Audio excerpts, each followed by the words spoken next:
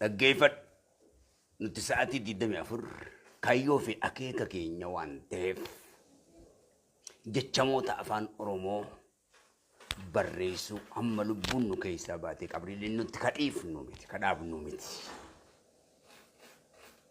Wanti barreessinuuf namaaf osoo hin taane guddinaa fi dagaagina afaan keenyaati. Kun qaroomina addunyaa kanaati beekumsaan bulla waan ta'eef. Jechama akkatti jechoomsinu yoo beeyne qofa addunyaarra naanna'uu addunyaa walii galuu dandeenya. Yookaan ofii wajjin walii galuu rakkisaadha. Amma gartee ni naasawa jettee faaxeen ja'a hadiiraa kunis barreeffama barama kun waan hin beekneef akkana godhatan ni jazbaa'e an fayyaadha jee yaada. Isin dubartii immoo Maammadoo Maariyyoo ta'ee Maariyyoo inni akkam cimaa